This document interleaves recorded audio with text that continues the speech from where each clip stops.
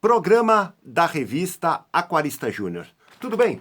Puxa vida, é um prazer muito grande estar aqui hoje. Hoje é dia 14 de outubro de 2019. É um prazer muito grande. Estamos iniciando hoje o programa da revista Aquarista Júnior, programa número 65, cujo objetivo, se você tiver interesse, aquela coisa toda, vai acompanhando os episódios. É um programa semanal em que a gente está tentando o quê? Qual que é a ideia do programa?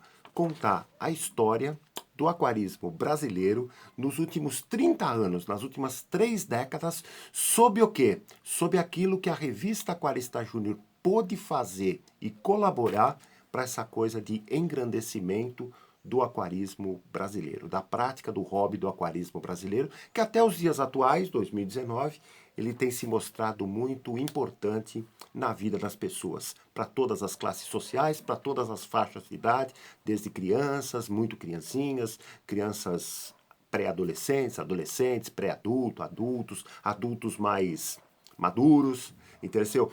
Pré-idoso, idoso, pessoas que têm algum problema de, vamos dizer, mobilidade reduzida. Então, o hobby do aquarismo tem se mostrado atrativo, interessante, empolgante para muitas pessoas em todos os lugares do Brasil. E a revista Aquarista Júnior teve uma participação nesse sentido de tentar colaborar com a divulgação, como eu venho de uma área industrial, no caso, né? Eu trabalhei alguns anos na indústria metalúrgica, aquela coisa toda. Eu venho muito dessa fase de pessoas, dessa fase vamos dizer, de trabalho, né? Que lidava muito com essa coisa de normatização, normas técnicas internacionais para você executar um projeto, aquela coisa toda. E na época, 1988, quando a gente lançou a revista Aquarista Júnior, eu achava num pré-projeto que a gente poderia fazer da revista um projeto para o aquarismo brasileiro, entendeu? Fico contente que hoje, pleno, vamos dizer, 2019, a gente vê toda uma evolução que está acontecendo, tanto em termos de peixes, espécies, variedades de peixes, equipamentos, acessórios, alimentos, tanto produzido pela indústria nacional, tanto pela indústria internacional. Então a gente vai vendo o quê? Hoje a prática do aquarismo tornou-se, né, no caso, uma coisa muito simples, muito fácil, desde que, é claro, desde que a pessoa, o interessado, tenha total vontade de querer aprender as regras básicas do aquarismo, se sentir um peixe dentro do aquário e se sentir qual a necessidade que você teria se você tivesse na condição do peixe. Entendeu?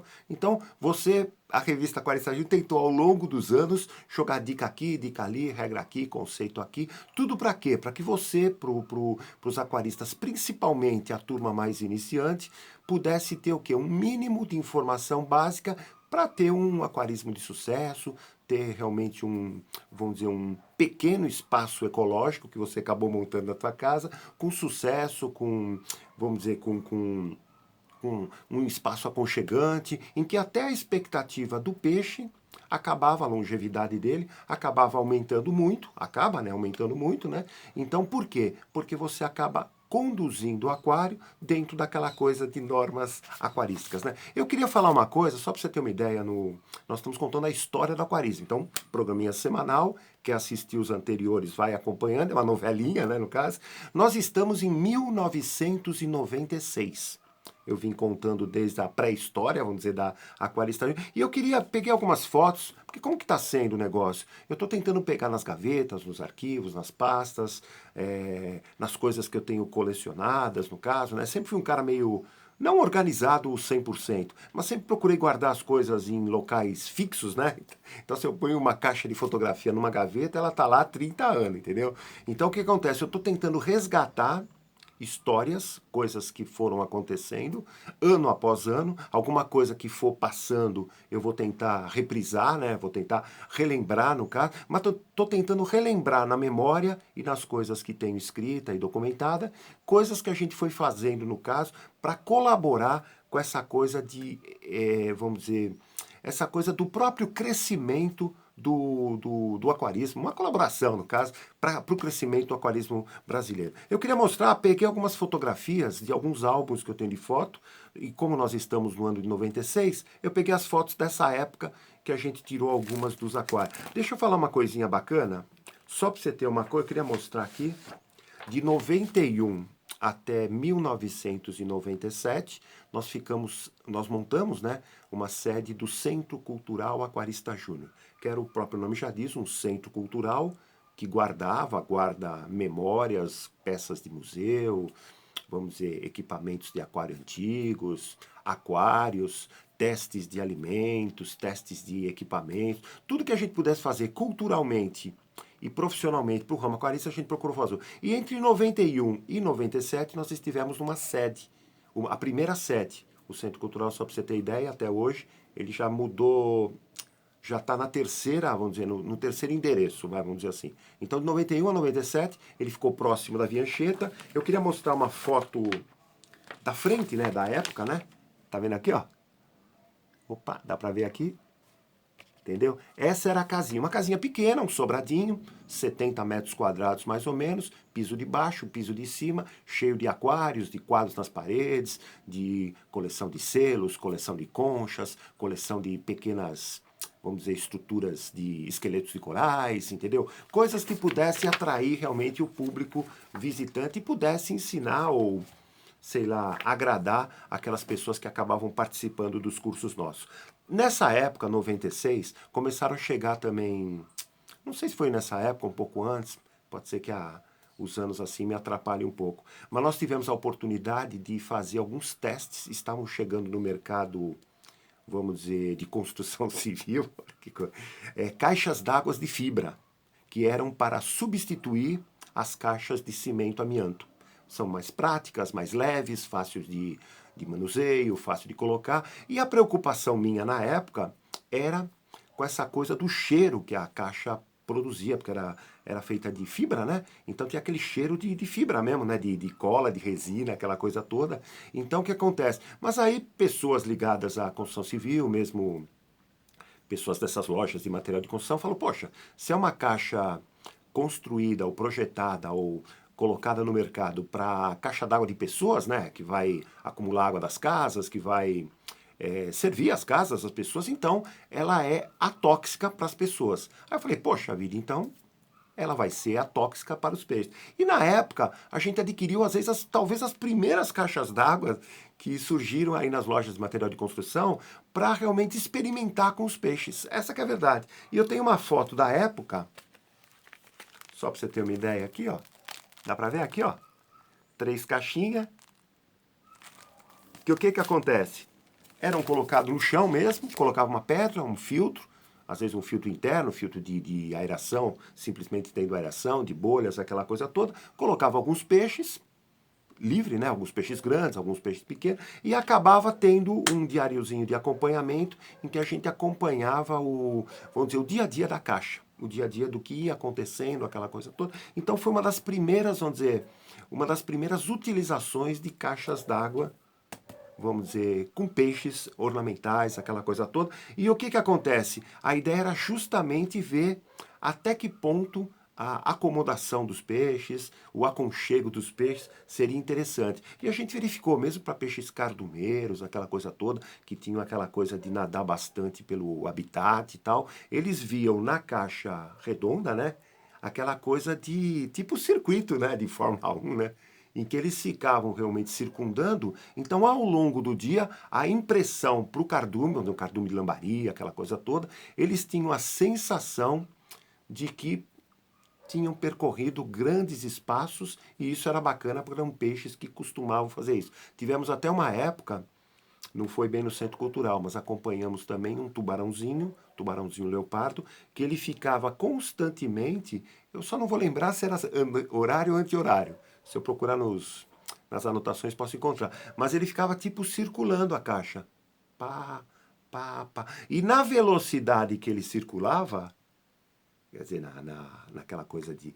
Ele dava até para você calcular no cronômetro, aquela coisa, em um dia, quantos, vamos dizer, quilômetros, ou quantos metros, sei lá, que ele poderia percorrer. Isso está tudo marcadinho na fichinha lá. É questão de procurar. Então, o que acontece? A caixa d'água se mostrou ótima para peixes ornamentais. Então, depois começou a ser muito usada nos atacadistas, nos distribuidores, nos coletadores de peixe, porque é tudo caixa prata, é leve, né? A gente se leva em cima do carro, não precisa nem amarrar ela, não precisa ter aquele suporte de tal, você simplesmente dá uma amarrada mais ou menos, segura segura pelo vidro e pronto, tá feito o negócio. Então, mais ou menos nessa época, 95, 96, a gente fez talvez os primeiros, vamos dizer, testes com caixas d'água de fibra. Uma coisa que a gente fez também, para a época, né, era uma coisa, nós fizemos no Centro Cultural uma pequena reforma na frente. Você viu a foto, né? Tinha uma garagem aberta, a gente cobriu a garagem e fez uma espécie de uma laje em cima. Deixa eu ver se dá para ver aqui. Dá para ver aqui em cima, a foto de cima. Fizemos uma porta, tá vendo? Uma porta de ferro e uma laje em cima. Em laje, a gente colocou telhas, tinha uma transparente e uma normal, telhas vamos dizer, de amianto mesmo, né? Uma transparente para dar uma boa claridade, aquela coisa toda. E circulamos com tela, essas telas vamos dizer, essas telas de secado mesmo. Só que uma tela mais fina, em que qual que foi a ideia? Fazer neste local, aqui ele estava em construção, dá para ver uma ideia legal. Dá para ver? Era um tipo de um L. Na frente colocamos vidros e nas laterais tinha, vamos dizer, a tela. Numa das laterais a gente, inclusive, com o tempo colocou também acrílico para o vento não ficar muito forte. Tá vendo aqui? Aqui, deixa eu ver, visto por fora. E qual que era a ideia daqui? A ideia era justamente o que acabou sendo feito, fazer um viveiro de passarinhos. Tá vendo aqui? Quer dizer, com um tipo de um córrego por baixo. Então tinha embaixo uma... Deixa eu ver se dá para ver aqui na foto de baixo, dá para ver. Dá para ver de vidro aqui, bem aqui, ó. Tinha o quê? Um aquário baixinho, ele deve ter, até hoje a gente tem esse aquário, deve ter uns 10 centímetros de altura, em que ele formava um tipo de um U, entendeu? Então formava um tipo do U para quê? Formava um tipo do U, na ponta do fundo tinha uma parte que a água caía, então do primeiro vidro ele caía como se fosse uma quedinha d'água no segundo aquário, coisa de 1 metro por 1 metro, mais ou menos 1 metro, ele tinha uns 30 centímetros de largura, 10 de altura, então era tipo um córregozinho. E em volta, dá pra ver que a gente colocou graminha, né? Teve até grama, entendeu? Plantas, algumas plantas internas. E para os passarinhos, qual passarinho que a gente poderia colocar para não afetar até as plantas, para não cutucar as plantas, aquela coisa? Porque na época era muito comum ter periquito, né? Tava começando a chegar agapornis também. A gente falou, não, tem que ser um passarinho que não é cutucador de plantinha, né? Então a gente adotou um manon. Então nós chegamos a ter aqui pelo menos uns 20 manons colocados, vamos dizer, gradualmente, né? Entendeu? Então o que acontece? Os passarinhos ficavam no habitat, entendeu? Habitat aéreo, no caso, né? E no córregozinho, aquilo que eu falei, 30 centímetros de largura, 10 de altura, 1 metro, caía na primeira, vamos dizer, o primeiro era um pouquinho mais alto, caía uma quedinha d'água no segundo vidro, aí caía de novo num terceiro vidro, passava por um filtrinho de cascalho mesmo, em que a bomba submersa jogava nesse da ponta de cá. Então ficava um U, a água tipo uma pequena circulação de água. E nesse tanquezinho pequeno, chegou a ter quíndio, chegou a ter platizinho, chegou a ter guaruzinhos também, lebistes, entendeu? O que acontece? Os manons não cutucavam eles, era o próprio bebedouro natural dos manons, entendeu? Existia algumas peças decorativas que ficavam no meio do córregozinho, até os manons poderiam pousar, tudo. Então ficava o quê? Agradável do ponto de vista da pessoa que estava observando. Então era um viveiro um viveiro terrário, vamos dizer assim. Deixa eu ver se tem mais uma foto aqui. Aqui a fase que ele estava em construção. Dá para ver aqui, ó, a lajezinha, né? Só estava com, vamos dizer, o cercado aí de ferro, né? Ainda sem a tela, entendeu? Então o que acontece? Qual que foi a ideia? Justamente, aquele já estava mais ou menos acabado. Deixa eu ver se dá para ver a foto aqui, ó. Aqui já o portãozinho de ferro pintado, de azul. As cores do Aquarista Júnior, azul e azul claro. Então a gente sempre procurava fazer lá em cima, tá vendo lá a sacada do andar de cima, do sobradinho. Então ficou tipo uma salinha embaixo. Tinha a escadinha que subia pro sobradinho. E na parte de cima nós acabamos montando o viveiro, porque qual que era a ideia? Estudar essa coisa de plantas no entorno de um lago, que depois a gente até acabou fazendo matérias a esse respeito, essa coisa toda, Plantas aquáticas que aguentavam, por exemplo, não uma incidência direta de sol, porque a claridade vinha só das telhas transparentes e batia um pouco, alguns momentos do dia, o sol lateral, né? Porque a casinha nossa lá, ela pegava mais o sol, como chama? Não era o nascente, né? Era o sol do fim do dia, que batia em cima e depois ia descendo. Então pegava um pouquinho de sol natural durante os dias de sol. Como era na Viancheta, o local era, então era totalmente aberto, entendeu? Não era, por exemplo, um lugar. Então a ideia nossa era o quê? Pensar a ideia passarinho e peixes. Pensar na ideia aquaterrário, ligado com plantas. Qual plantas que você poderia colocar, vamos dizer, até submersa ou meio afogada na água? Foi nessa época que a gente começou também a estudar. Estudei em catálogos de plantas, aquelas coisas todas. Algumas plantas que depois a gente começou a divulgar na própria revista, né? De colocar os vasos tipo afogado na água, ou semi-afogado, né? Então a gente fez isso com, deixa eu ver as plantas que eu vou lembrar, o espada de São Jorge, o lírio da paz, o aquela jiboia, entendeu? Fizemos também com antúrio, entendeu? Aquele bambuzinho, entendeu? Tudo plantas que a gente foi colocando no habitat aquático, ela ficando semi submersa, né? E tendo o quê? Essa importância para o próprio equilíbrio do sistema. Musgo de Java, que a gente colocou, um pouquinho de lentilha d'água, que era colocado, ela se espalhava se você deixava, então você fazia uma proteção para ela não avançar muito. Até hoje a gente indica, né, peças de isopor mesmo, né, pedaços de isopor, em que você faz uma limitação para onde ela pode desenvolver. Algumas plantinhas que a gente começou a pegar na própria represa Billings aí, alface d'água, entendeu? Aguapé não chegamos a fazer porque a profundidade era pequena. Então o que acontece? Os peixes encontravam um ótimo habitat, as pessoas que viam o negócio achavam bonito, de vez em quando eu entrava lá dentro, porque tinha uma portinha para fazer uma pequena limpeza, alguma coisa, ou se alguma planta tinha, vamos dizer, amarelado, a gente trocava, aquela coisa. E no entorno também começamos a colocar alguns vasos de plantas, assim, o entorno mais externo, né? Alguns vasos de plantas maiores para que pudesse crescer. Então, com o tempo, acabou ficando uma mini, vamos dizer, floresta densa, vamos dizer, né? Então, todo mundo que subia a escada do aquário tinha esse acesso ao, ao vidro, né? Porque aqui dá para ver, aqui é uma foto tirada da escada de subida, tá vendo? Então você tinha o acesso ao viveiro, entendeu? Então o que acontece? Era justamente a proposta, no caso do Centro Cultural, fazer essas coisas ligadas aos lagos ornamentais. Porque a gente achava, eu sempre achei, né? Como nós temos as carpas, os king, os peixes muito populares, peixes de água fria, peixes que gostam de viver em lagos ou laguinhos, essas coisas todas. Poxa vida, vamos criar, sei lá, alguma ideia, alguma coisa que possa ajudar tanto os criadores de, de, de, de carpas, de king, que possa ter também, além de colocação dos peixes em aquário, possa ter essa coisa de colocação dos peixes em pequenos lagos, até estudar ou sugerir, no caso, algumas plantas que vai bem assim, assado, aquela coisa toda. Então a proposta do viveiro acabou sendo essa. É claro que 97, que eu falei, nós ficamos até 97, então esse viveiro ficou atuante durante um ano só.